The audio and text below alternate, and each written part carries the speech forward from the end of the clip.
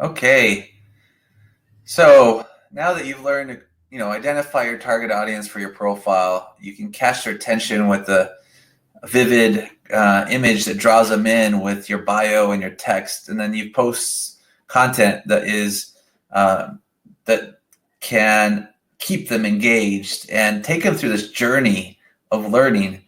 The last step we're going to teach you is how to help them draw closer to Christ with a call to action. And the first thing you need to do is, as you write your post, and we talked about this with Ida, is have a goal. And I would suggest having a goal for what you want them to achieve overall with your profile. So in the case of that persona that has an addiction, your goal would be, I want to help, while I'm in this area, 40 people that have addictions come closer to Christ and get baptized. And that's a really significant goal, since not that many people get baptized usually. And it's really hard to go through baptism. So setting a goal like that, it's a big one. So if that's your goal and that's your big focus, you're going to really align your profile content with that. And you want to help these people that come to your profile content take step-by-steps in this journey. And then you want to make sure you're using the right words to activate them to take action and make it a sense of urgency that will let them read your profile, read through all of the posts, and then say, man, I got it. I have to take action, and I need to talk to this person because I want to be different. So I'm going to go over 4 types of calls to actions you can add. I'll give you some examples, and then we'll talk about words that you could use. So the first type of call to action is learn more. So what you want to do here is, as you think about the persona you're writing to, you want to educate them on your post, but you want to send them somewhere else, to like your church website, to another website where they can learn more and feel the Spirit. So the part that's a little different from digital missionary work than in-person missionary work is in person. When you're talking to them and you're having that meeting, they can feel the Spirit and you're feeling together, and you're both learning. Now, in the case of digital, it's kind of one way. I made a post, I felt the Spirit doing that, I sent it to them, they read it, and they may feel a Spirit, but they may not. And if I have a learn more where they can learn more about information that I may not have listed in my blog post or my profile, they will, and then they'll feel the Spirit as they read and learn more. So you want to drive traffic to your your church's website that will have more articles for them to read, and that gives them more opportunity to feel the Spirit. You might also want to send them links to where they could see more about photos or videos or other multimedia that might be on your church website. Or on your post itself, there could be like a 5-minute video that takes a lot more time for them to see. But as they read your post, they might say, oh yeah, let me take a look at that. Or you take them somewhere, send them off to somewhere like YouTube, or a landing page you might create around a topic, or your own page that you might create on Facebook. So there's many other places, but you want to have a place where they could get more information, because you're probably going to have limited content on your profile page. But if there's another place where more people contribute content and it has more answers to questions that these people may have, you'll send them there. So when you write a learn more post, you want to use the words, the action words like read more, see why, check out, explore, discover. Those words are action words that will drive them to want to click on that link. And we suggest to have a link shortener so you know how many people clicked on that to keep track of your campaign. But those words are ones I'd use. So you could use those on your picture that you include, as well as in your text next to the link. The second call to action is, here's some examples. So this one here, I had this was join our watch party. Learn more by joining our watch party. So I created a video about we have a 12-step program on how to help people through their addictions that is focused on Christ. So this one here is replay or it's live, watch it now. Those are things that make people like, okay, super cool. I introduced it and says, oh, learn more. Click on the video or watch it now. The other one is inviting them to Bible study. Just one verse of scripture can change someone's world. And in the bottom, I said, participate in our Bible study. And then there's a short link with a section with a link to our unit where we are studying the Bible every day. And we have training on that. So that was the learn more action is, the first one's participate on addiction recovery group online. Second one is come to our Bible study and see all the things we're studying and study with us. The last one is a training unit. It's another one where it was a specific set of scriptures that we were studying together, and I created a training unit on the Savior's mercy, and I invited them to come and participate. So it was if you're looking at helping someone get baptized, if that's your goal, inviting them to an online video of where you're having a addiction recovery program. It's not too intense for them. That's something they can do right away. It's could be done in their own time. So that's a perfect first step. And then as you go down the path, you can invite them to a Bible study or a specific unit. And they're starting to come together. And as they participate each one of these, you're helping them build a journey of where they're eventually going to say, really love it. Let me go to church. And then you'll help them progress their journey towards baptism. The other call to action that we have is share. So your calls to action don't have to always be about something really, it's a big step for them to take. What you want to do is also give them some small steps, and that could be something to share, asking them to share something. And that will get you closer to the goal. It'll also make you more prominent with the algorithm on Facebook that promotes you if more people share. So share when to use it when you want to reach new audiences like their members' friends. So if someone's coming and reading and you want to kind of also reach their friends, you could ask them to share. And those, we imagine that the people who are friends of the people who share are similar to them, and it may be the right audience you're going after. It's something low risk, easy for them to do. You're not asking them to share a life experience. You're not asking them to attend an event, but just click the share button. And also it helps promote you. It'll give you Facebook will give you positive brownie points. And with all those positive brownie points, they're going to promote you and your content so it could reach more people. So as you share, you could look at, retweet or share if you believe, right? So we had one where, are you committed? You could say retweet or share if you believe. Can you tell your friends? Show the world, spread the word. So you want to add several of these shares to your mix of content to get people to promote what you have to say. A good one has been fasting we're doing a special fast for the coronavirus so that it could, so we could get over it. And people shared, and it's a good way to get people to start engaging. Here's some examples. I asked the group to share Jesus Christ, and we had, over 500 people, like it, and then tons of comments on people sharing Jesus Christ. Here's another example that we didn't do, but, share if you love Papa Jesus.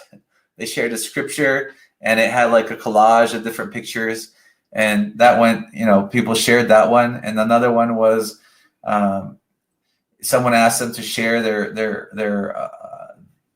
their teachings of Jesus Christ. It was their church meeting, and people asked to share, and you got over 100 people liking and sharing it. So those are 3 easy ways of doing the sharing. The third way to add to call to action is tell us what you think. So you're asking them to learn, you're asking them to share, right? Learning is easy. They just have to click a link and go do that. It doesn't take a lot. Sharing doesn't take a lot, but now you're getting to talk to your friends, so it's a little harder. The third one is tell us what you think. So now you're getting them to express their thoughts and their feelings and on comments. And that's a little harder, but you're getting them closer to telling you how they are doing so you can better personalize your messages to them. So some of the things like when to use this, it helps you get a pulse on your audience. Where are they? Is this being helpful? Are they, what kind of questions do they have or concerns? You value them. You value their opinion. It's not only about you talking. It's not all about you showcasing your talent. You're getting them to express their opinions, and then you respect that, and you build upon that opinion. Don't sell right away to them. This is one where you've asked them for their opinion, they gave it, and then you could provide feedback. One thing I've learned is when you do this, try to make it less contentious. If there is a gospel principle that you believe in that other people don't believe in, just don't lead with that, because you're going to have negative comments, and the negative comments can affect several things. Number one, it could discredit you, and number two, even though you may not agree with them, but other people will read them. And then if you try to remove them, that even brings more discreditment to you. It discredits you in a bigger way. It helps you have thought-provoking discussions. If someone chooses to, as they share their opinion, you can talk to them, and all of a sudden you have this discussion going on in comments, and you start building a relationship with them, and it's helping each other, and there's a conversation going on. And the last type of thing is helps you gather user-generated content, helps you gather people's feedback. It helps you gather good quotes if you're trying to do that, or stories that you could use at a future time. So the language you'd use here is share your thoughts with this hashtag. Tell us what you think in the comments. Share your story. We want you to know. Tell us and share. So these are some examples of how you're trying to draw people out. Some things that I seen that haven't worked out well is when you're asking them to share their innermost feelings. People just don't know how to do that. But if you could say, tell us your comment. What are you thinking? People are more used to that than feelings or your emotions. That may work well. Like feelings and emotions may work well in a one-to-one setting where you're feeling spirit. You guys are talking. You've just shared something very emotional, and now they can share emotional things, and it builds on each other. But online, when you made a quick post and it says share your feelings, people are like, well, I don't know. I don't even know who you are. So that's one. Some things that we've done is what lessons have you learned during your quarantine?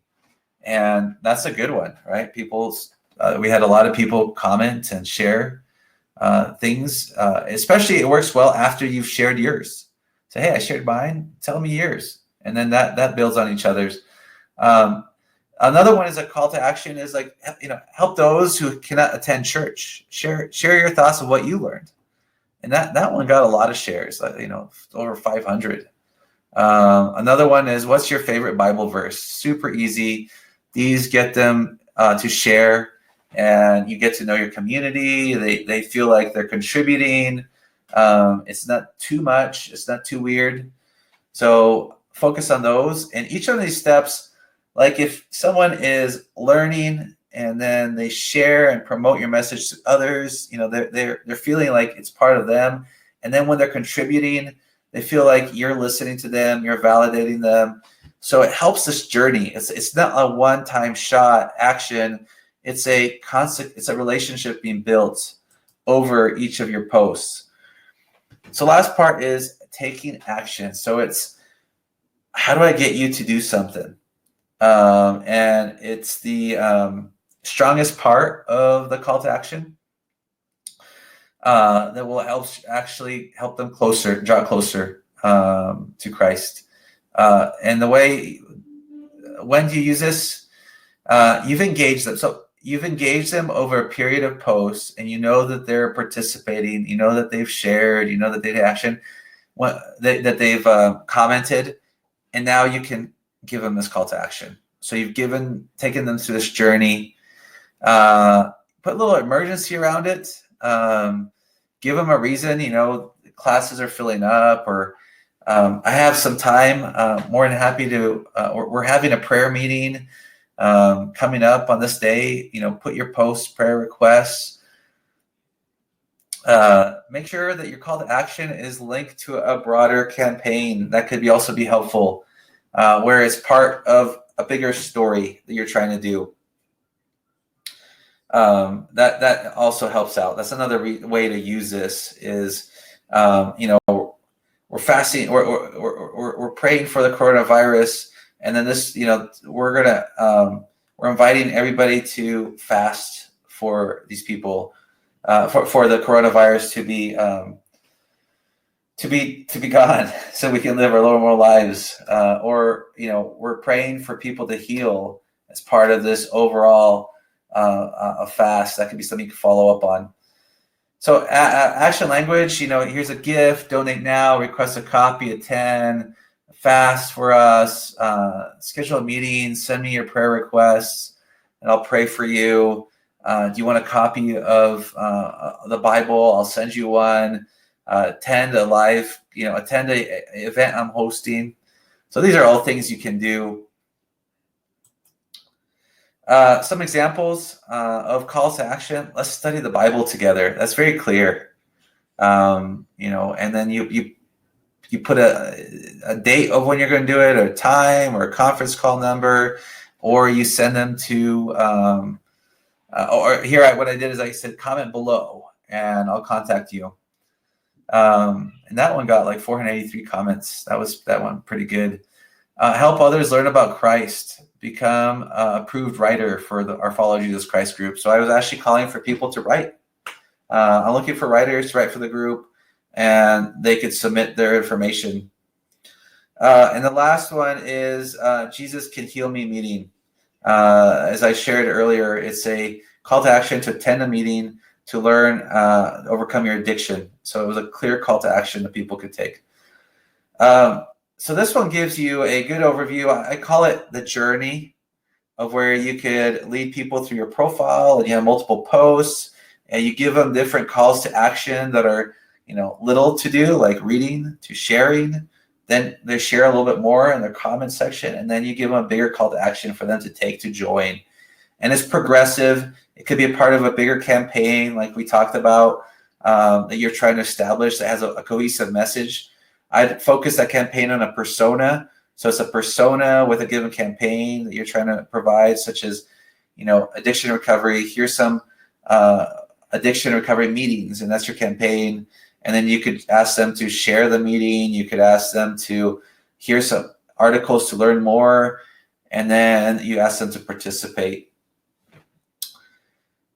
So this marks the end of our lesson of how you could focus your digital profile on directing people to Jesus Christ. This was, we teach this from Idaho with love. We hope it could be of help to you. You could always email me with questions you have. And if you want to learn more, here's some reference material for you to read. It helps give you some stats from what we've shared on the presentations for this section. Well, thank you. And we will be starting our next section, which is called Call to Minister to a Social Media Group. And we're going to go through how to expand your network so you can minister to more people.